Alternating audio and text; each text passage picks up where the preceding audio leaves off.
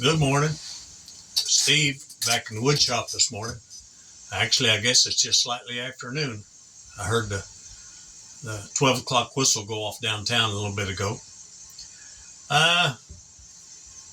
We started this series of storytelling, and I wasn't sure where it was going to go. But it seems to have picked up a direction, at least in my mind.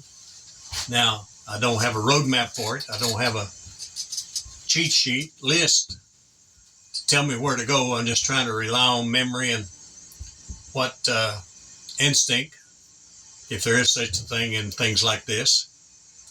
But before we get started in that, I want to go back to what I mentioned some weeks ago about this lid. Made a box, made this lid for it, and the colors didn't go together with the box color. And I said, well, I'll make a new lid for that box, and I did, and it came out really nice. But then I had this lid, and so I needed to make another box anyway, so I made this box for, it's a key cabinet for the pastor's wife, and I stained it. It was a white wood, a poplar, and I stained it with old walnut stain, and this lid works with it quite nicely. I've got the first coat of urethane on over the stain. I've still got to do a light sanding and put the finish coat on it. Put hinges and latch, which I went to get the hinges this morning, and the store I went to didn't have what I needed. So I have to make another trip. But that's all right. We'll make another trip anyway for something else. But, yeah, sometimes you just have to change your plans, you know. And sometimes the change of plans comes out better than the original plan, even if you thought the original was the best to begin with. And I think this is going to be just fine now. Look, if I'm not satisfied with a project, why should I give it to somebody else? And by the way, all these boxes and picture frames and stuff I've made over the last 3 or 4 years, I haven't sold any of them. Now, one lady, a distant relative, gave me $25 for the box I made her, which covered the materials and everything, and that was fine. I didn't ask for anything, and she sent me some money. But I just do this for an occupation, and it seems like folk who get these makes them smile a little bit, maybe brighten their day a little bit, and so it's worth it. The wife said, you know, you've got caught up now to, you got about 14 grandchildren, and they'd like to have one. I said, whoa, wait a minute, girl. I'm not planning that far ahead on anything. If I make some more, that's interesting. Maybe, I don't know. Let's get away from that for the moment. Last week, I gave you a little bit of highlight of Dolly's dad, Dave Barlow.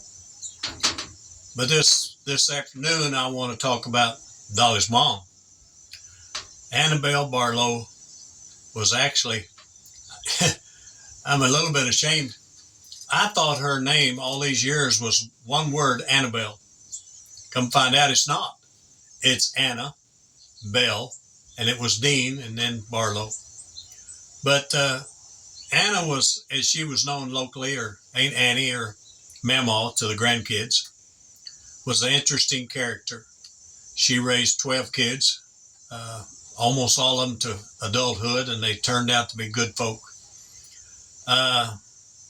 She was interesting to be around. She was as plain, and I don't mean this in an insulting way, as plain as a farmer's dirt field. What you saw was what you got. But underneath that plain Jane atmosphere that she wore like a cloak was a soul that loved God, loved her children, loved her in-laws. She treated me as well as she did any of her children. Interesting that when Dolly and I got married, we were both just basically kids, and I married her baby, the last one, and I went off to Bible college in Michigan, at 500 miles away, and we'd try to come home as often as we could. And I was working long hours and going to school and all the church things that were going on, so I was really tired and busy. And Dolly would say, we need to go home this weekend. And she says, I'll keep the car. I'll take you to work and keep the car, and I'll have it packed, and I'll meet you when you get off work at about midnight to 1 o'clock in the morning, and I'll drive. Well, we were to Pontiac, Michigan, and sure enough, she'd meet with you in the car, and I'd drive first because I'd get her out of the Pontiac and Detroit area and get her down on the interstate, and we would roll hard and get in here way early in the morning and come in. It's about an 8-hour drive under normal circumstances, and come in early and tired and hungry a little bit. And Miss Barlow, that's what I called her as respect, she'd say, Dolly, go in there and fix Steve something to eat. And Dolly said, Stevie knows how to get him something to eat, so let him get his own something to eat. We're tired. Miss Barlow said, I'll fix him something to eat. Well, thing is, she knew we was coming, and every time you could count on it, there'd be a big pot of pinto beans and a fresh pone of cornbread. She knew I loved that. And she took care of her in-laws. When they'd come home to visit, she appreciated it, and she let them know it too. And of course, as I heard as a kid, said to wait till a man's heart is through his stomach. And she must have believed that. My dad told about one time when he was still a young man before he married, his dad sent him up to the Barlows one morning early. Said it was cold, the ground's froze, and he rode a horse from way down on the Chicken Gizzard up to McFarland Ridge. And he said, we got in there just about daylight. So they was getting up and starting to stir around. And said Miss Barlow went to the kitchen. And of course, they had a mess of kids at home at that time, and big family, and wasn't very rich. And said she went to the kitchen and she started stirring around and pulling lard cans out. Now I'll explain lard cans in a little bit. And pulling stuff out, and said it wasn't a few minutes with a wood stove. She had breakfast for a whole bunch of folk. And she was just that kind of person. She didn't mince around with, well, I wish, or somebody do this for me. She just did it. She just made it happen. And lard cans, let me, some of you might know what these 50-pound lard can. They're about, there's probably 12, 14 inches across the top, and maybe 14 inches deep or 16. I don't remember exactly. And the lid was fitted on there, so you just popped it off, and then it slipped right back down over the top. But they were the right size and height for kids or adults to sit on at the dinner table or supper table. And a lot of poor folk use those lard cans for extra chairs for big families. For big families. But they also use them as watertight and mouse-proof and roach-proof storage for things like flour and sugar. But you bought these lard stands, actually had hog lard in them, and local grocery stores sold them. Up until just not very long ago, you'd go to an IGA store, buy a 50-pound lard can full of lard. And most country folk had never cooked with any shortening except lard. About the time I got to be a pretty good sized boy, Mom, occasionally she started getting what we call Crisco, which was a vegetable shortening that looked like lard. But anyway, Miss Barlow she knew how to put things together for the family. But she was a collector of sorts. They lived in a very small house. It was probably originally a 4-room down and a stairway and a attic, couple of rooms upstairs. And after the wife and I married, Mr. Barlow, he added another room on the end of the house for a living room, and they turned the old living room, which was really small, turned it into a dining room. But where I was going with that, and I lost track of it. Let's back up a little bit. Miss Barlow was a daughter to I've lost the track of his name, but anyway, she was a dean, and her dad was a Baptist preacher. And of course, that family raised a bunch of Baptist preachers, and they scattered all over the country.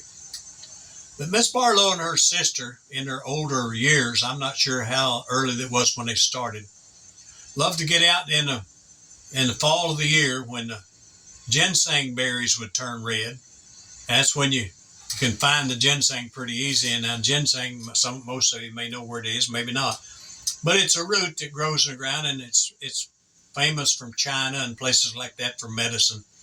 And it's expensive. You dig the roots and dry them, and they have to be really dry.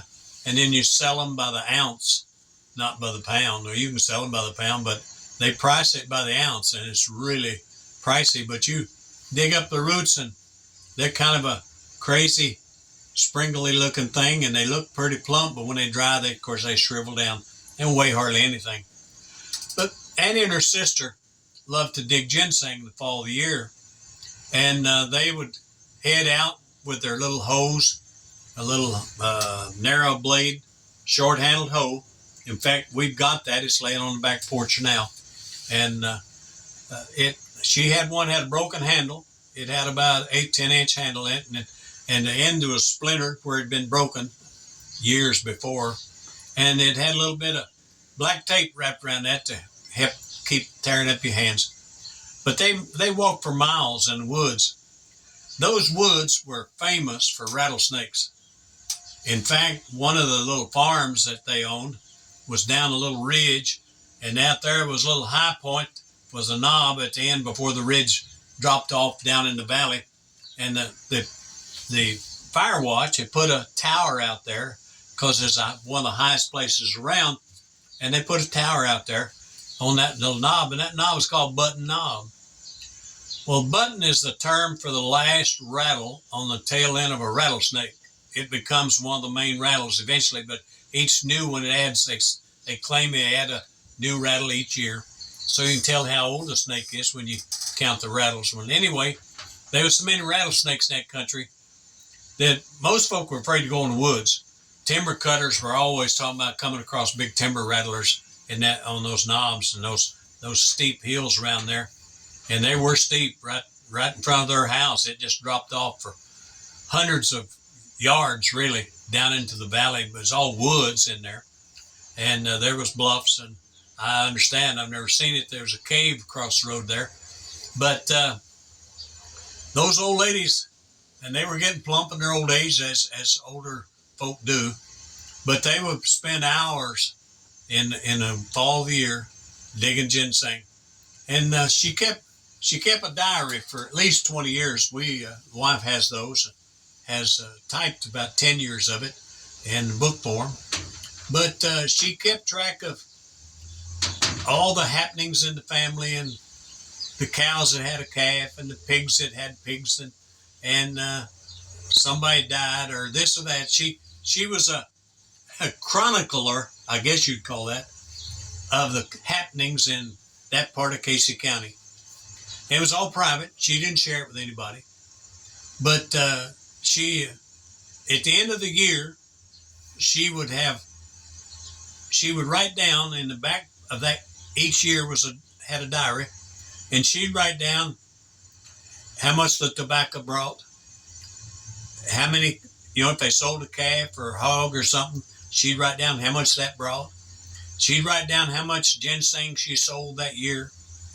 And we have records of all that. And it wasn't very much. If she sold $70, $80 worth of ginseng in a year, she thought that was doing pretty good.